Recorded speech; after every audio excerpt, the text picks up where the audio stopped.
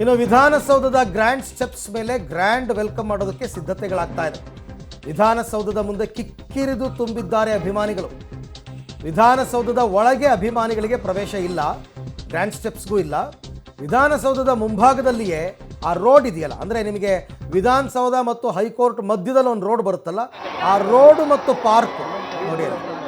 ಜನ ಕಡಿಮೆ ಬರ್ತಾರೆ ಅಂದ್ಕೊಂಡಿದ್ರು, ಬಟ್ ಜನ ಸೇರಿರೋದು ನೋಡಿ ಭಾರಿ ಪ್ರಮಾಣ. ಆ್ಯಕ್ಚುಲಿ ಇದು ರೋಡೇ ಬ್ಲಾಕ್ ಮಾಡಬೇಕಾಗುತ್ತೆ ನನ್ನ ಪ್ರಕಾರ, ನಿಮ್ಗೆ ಅಲ್ಲಿ ಟ್ರಾಫಿಕ್ ಕೊಡೋಕ್ಕೆ ಬರಲ್ಲ, ಅಷ್ಟು ಜನ ಸೇರಿದ್ದಾರೆ.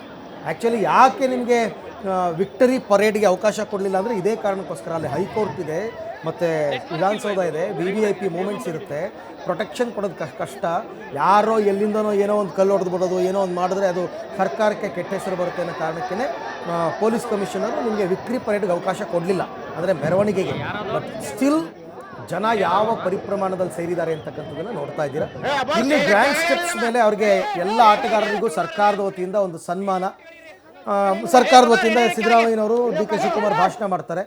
ಟೀಮ್ ಕಡೆಯಿಂದನೂ ಒಂದಿಬ್ಬರು ಭಾಷಣ ಮಾಡಬಹುದು, ಅಷ್ಟೇ ಕಾರ್ಯಕ್ರಮ. 1 hour ಅಂತ ಹೇಳಿದ್ದಾರೆ, ಮ್ಯಾಕ್ಸಿಮಮ್ 1 hour ಅಷ್ಟೇ ಇದರಲ್ಲಿ ಏನು ವಿಧಾನಸೌಧದಲ್ಲಿ ಕಾರ್ಯಕ್ರಮ. ಮಿಕ್ಕಿದ್ದೆಲ್ಲ ನಿಮಗೆ ಸ್ಟೇಡಿಯಂನಲ್ಲಿ ಟೈಮ್ ಆಗುತ್ತೆ, ಅದೆಷ್ಟೊತ್ತಾದ ಬೇಕಾದರೂ ಆಗ್ಬೋದು. ಇಲ್ಲಿ 1 hour ಅಷ್ಟೇ, ಯಾಕೆಂದರೆ ನಿಮಗಲ್ಲಿ ರೋಡ್ನ ಬ್ಲಾಕ್ ಮಾಡ್ಕೊಂಡು ಕೂತ್ಕೊಳ್ಳೋಕ್ಕಾಗಲ್ಲ.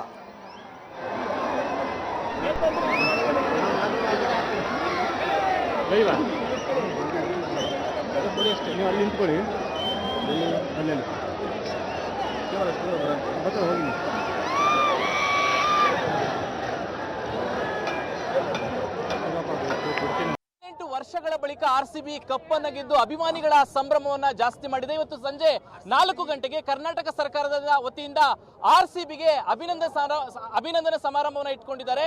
ಅದನ್ನ ಕಣ್ತುಂಬಿಕೊಳ್ಳೋದಕ್ಕೆ RCB ಅಭಿಮಾನಿಗಳು ವಿಧಾನಸೌಧದ ಮುಂಭಾಗದಲ್ಲಿದ್ದಾರೆ. ನೀವು ದೃಶ್ಯಗಳಲ್ಲಿ ನೋಡ್ತಾ ಇದ್ದೀರಾ. 4 ಗಂಟೆಗೆ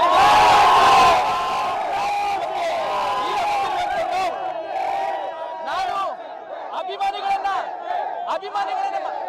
ಅಭಿಮಾನಿಗಳನ್ನ ಮಾತಾಡಿಸ್ತೀನಿ. ಅವರ ಸಂಭ್ರಮ ಎಷ್ಟಿದೆ ಅನ್ನೋದನ್ನ ಅವರಿಂದ ಕೇಳ. ಸರಿ, ಅಭಿಮಾನ ಎಷ್ಟಿದೆ?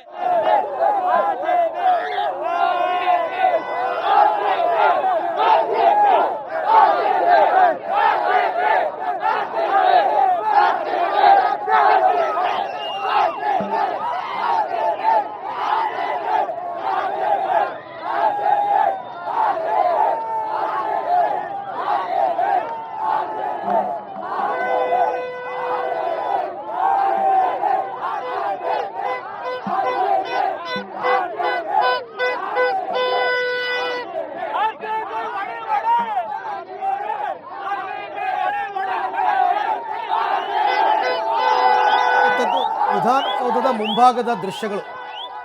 ಆರಂಭದಲ್ಲಿ ಸರ್ಕಾರ ಇಷ್ಟು ಜನ ಬರ್ತಾರೆ ಅಂತ ಅಂದ್ಕೊಂಡಿರಲಿಲ್ಲ, ಬಟ್ ಈಗ ನೋಡಿ HALನಿಂದ ಹೊರಟಿದ್ದಾರೆ ಅಂತ ಅನ್ನಿಸ್ತಾ ಇದೆ. ಈಗೆಲ್ಲ ಕಾರೆಲ್ಲ ಮೂವ್ ಆಗ್ತಾ ಇದೆ. ಐ ಥಿಂಕ್ ಈಗ ಬಸ್ಸು ಬರಬಹುದು, ಅಥವಾ ಅವ್ರು ಅಲ್ಲಿಂದ ಬಸ್ಸಿರೋ ಜಾಗಕ್ಕೆ ಬರ್ತಾ ಇದ್ದಾರೆ ಅಂತ ಫ್ಲೈಟ್ ಇಳಿದು ಫ್ಲೈಟಿಂದ ಅವರು ಈಗ ಎಂಟ್ರಿ ಪಾಯಿಂಟಿಗೆ ಬರ್ತಾ ಇದ್ದಾರೆ ಅಂತ ಅನ್ನಿಸ್ತಾ ಇದೆ. ಆಮೇಲೆ ಎಂಟ್ರಿ ಪಾಯಿಂಟಲ್ಲಿ ಬಸ್ ಇರೋದು, ಅಲ್ಲಿಗೆ ಬಸ್ಸಿಗೆ ಹತ್ಕೊಂಡು ಅಲ್ಲಿಂದ ಬರಬೇಕಾಗತ್ತೆ. ಇಲ್ಲಿ ನೀವು ನೋಡ್ತಾ ಇರೋದು ಇದು ನಾನು ಸರ್ಕಾರ ಇದನ್ನು ಎಕ್ಸ್ಪೆಕ್ಟ್ ಮಾಡಿರಲಿಲ್ಲ. ಆ್ಯಕ್ಚುಲಿ ನಾನು ಅದಕ್ಕೆ ಬೆಳಿಗ್ಗೆಯಿಂದ ಹೇಳ್ತಿರೋದು, ತುಂಬ ಆತುರವಾಗಿ ಎಲ್ಲ ನಿರ್ಧಾರಗಳು ತಗೋತಾ ಇದ್ದಾರೆ. ಪ್ಲ್ಯಾಂಡ್ ಆಗಿ ಮಾಡಬೇಕಾಗಿತ್ತು, ತುಂಬ ಟೈಮ್ ತೊಗೋಬೋದಾಗಿತ್ತು. ಇವತ್ತೇ ಆಗಬೇಕು ಅಂತ ಏನಿರಲಿಲ್ಲ, ನಾಳೆ ನಾಡಿದ್ದು ಆಗ್ಬೋದಾಗಿತ್ತು. ಮುಂಬೈ ಇಂಡಿಯನ್ಸ್ ಅವ್ರು ಗೆದ್ದಾಗ ವೀಕೆಂಡಿಗೆ ವೆಯ್ಟ್ ಮಾಡಿಬಿಟ್ಟು ವೀಕೆಂಡಲ್ಲಿ ಮಾಡಿದ್ರು ಅವರು, ಭಾಳ ಚೆನ್ನಾಗಿ ಪ್ಲ್ಯಾನ್ ಮಾಡಿಬಿಟ್ಟು. ಹಾಗಾಗಿ ಇಲ್ಲೂ ಟೈಮ್ ತೊಗೋಬೋದಾಗಿತ್ತು. ಬಟ್ ಏನಾಗಬಾರ್ದು ವಿಧಾನಸೌಧದ ಮುಂದೆ ಅಂತ ಅಂದ್ಕೊಂಡಿದ್ರು, ಅದೇ ಆಗಿದೆ. ಈ ಕ್ರೌಡ್ ಬರಬಾರ್ದು ಇಲ್ಲಿ ಅಂತ ಅಂದ್ಕೊಂಡಿದ್ರು ಅವರು. ಇಲ್ಲಿ ಕ್ರೌಡ್ ಬಂದ್ಬಿಟ್ರೆ ಸಾಯಂಕಾಲ ಆಗ್ತಾ ಹೈಕೋರ್ಟ್ ಜಡ್ಜಸ್ ಮೂಮೆಂಟ್ ಎಲ್ಲ ಇರುತ್ತೆ, ಆಯಿತಾ, VVIPಗಳ ಮೂಮೆಂಟ್ ಇರುತ್ತೆ. ಆಮೇಲೆ ಅದು ಮೇಯ್ನ್ ರೋಡ್, ಆ ರೋಡ್ನ ಬ್ಲಾಕ್ ಮಾಡಿಬಿಟ್ರೆ ಪಾಪ ಜನ ಎಲ್ಲಿ ಹೋಗ್ತಾರೆ, ತುಂಬ ಪ್ರಾಬ್ಲಮ್ ಆಗುತ್ತೆ. ಅದಕ್ಕೋಸ್ಕರನೇ ಇವರು ವಿಕ್ಟ್ರಿ ಪರೇಡ್ ಬೇಡ ಅಂತ ತೀರ್ಮಾನ ಮಾಡಿದ್ದು. ಜನ ಸೇರಿಬಿಡ್ತಾರೆ ವಿಧಾನಸೌಧದ ಮುಂದೆ. ವಿಕ್ಟ್ರಿ ಪರೇಡ್ ಶುರು ಆದರೆ ಓಪನ್ ಬಸ್ನಲ್ಲಿ ಎಲ್ಲ ಆಟಗಾರರು ಇರ್ತಾರೆ, ಅವ್ರು ನೋಡೋಕ್ಕೆ ಜನ ಮುಗಿ ಬಿದ್ದುಬಿಡ್ತಾರೆ ಅಂತ ಬೇಡ ಅಂದರು. ಈಗೇನಾಯಿತು, ಜನ ಬಂದೇ ಬಂದರು. ನೀವು ವಿಕ್ಟ್ರಿ ಪರೇಡ್ ಇದೆ ಅಂದರೂ ಬಂದರು, ಇಲ್ಲ ಅಂದರೂ ಬಂದರು. DK ಶಿವಕುಮಾರ್ ಅವರು ಐ ಥಿಂಕ್ ಅವ್ರಿಗೆ ವೆಲ್ಕಮ್ ಮಾಡಿ ಹೊರಟಿದ್ದಾರೆ ಅಂತ ಅನಿಸ್ತಾ ಇದೆ. HALಯಿಂದ ಅವರಿಗೆ ಹೊರಟಿದ್ದಾರೆ. ಯಾಕೆಂದರೆ ಅವ್ರು ಇಲ್ಲಿ ಬಂದು ಇಲ್ಲಿ ಪ್ರೋಗ್ರಾಮ್ ಆರ್ಗನೈಸ್ ಎಲ್ಲ ನೋಡ್ಕೋಬೇಕಲ್ಲ ಸ್ವಲ್ಪ. ಸೊ ಅವ್ರಿಗೆ ವೆಲ್ಕಮ್ ಮಾಡಬೇಕಾಗಿತ್ತು, ಮಾಡಿದ್ರು. ಸರಿ ಬನ್ನಿ ನೀವೆಲ್ಲ ಅಂತ ಹೇಳಿಬಿಟ್ಟು ಅವ್ರು, ಯಾಕೆಂದರೆ ಅವ್ರು ಡೈರೆಕ್ಟಾಗಿ ಹೋಟ್ಲಿಗೆ ಹೋಗ್ತಾರೆ. ಹಾಗಾಗಿ ಇವ್ರು ಬಂದು ಇಲ್ಲಿ ವಿಧಾನಸೌಧದ ಕಾರ್ಯಕ್ರಮಗಳನ್ನೆಲ್ಲ ಮಾಡ್ತಾರೆ.